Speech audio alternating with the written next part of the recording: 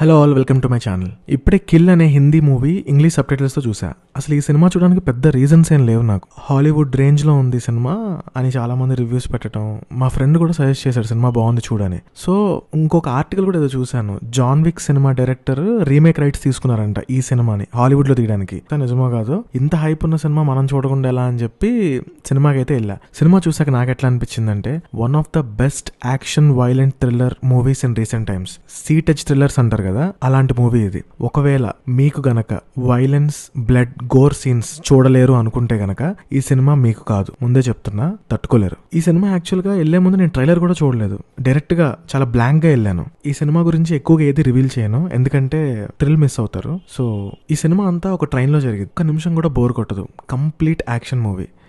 Fights అయితే ఈ సినిమాకి ప్రాణం.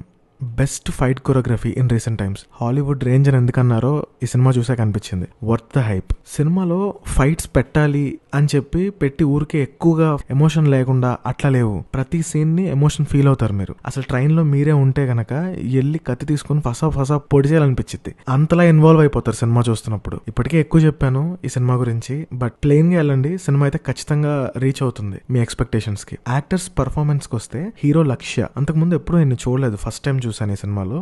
చాలా బాగా చేశాడు, కుమ్మేశాడు. హీరోయిన్ కూడా చాలా న్యాచురల్ గా చేసింది. అండ్ హిందీలో ఒక డాన్స్ షో ఉంటది, అందులో host come dancer slow motion లో డాన్స్ వేస్తాడు, రాఘవ్ అని. చాలా మంది తెలుసు హిందీ షోస్ చూస్తే.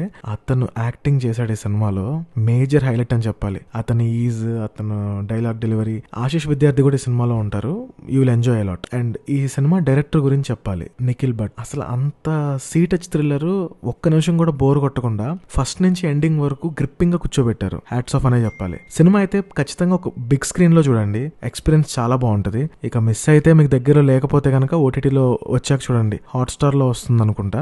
యాక్షన్ లవర్స్ కి అయితే పక్కా నచ్చుతుంది. ఓకే, కంటెంట్ నచ్చితే సబ్స్క్రైబ్ చేసుకోండి. మరిన్ని చిత్రం చెప్పిన కబుర్లతో మళ్ళీ కలుద్దాం. ఇక ఉంటా మరి.